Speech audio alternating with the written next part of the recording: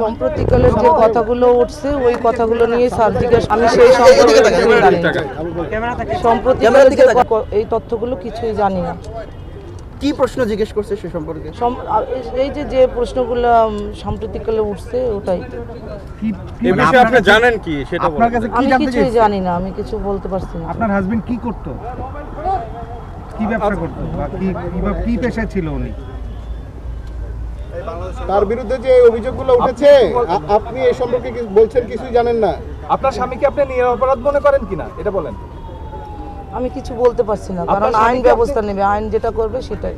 না না, আইনের উপর স্বামীকে আপনি নিরপরাধ মনে করেন কি করতো বা সে কিভাবে জীবিকা নির্বাহ করতো, তাকে কেন গোয়েন্দা পুলিশ ধরেছে, এই বিষয়টা বলেন না,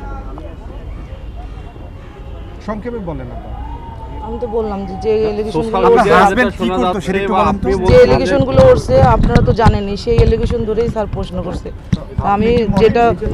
আমি বলতে পারিনি কিছু, কারণ আমি কিছু জানি না। জি।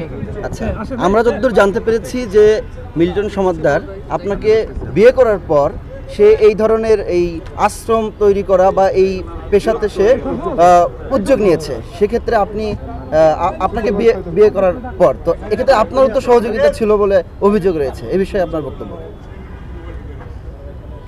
আমার কোনো বক্তব্য নেই। আপনি কি তাকে নির্দোষ মনে করেন? আমি সেটাও আমি বলতে পারবো না, আইন যেটা মনে করবে সেটা, আইনের দৃষ্টিকোণ থেকে যেটা।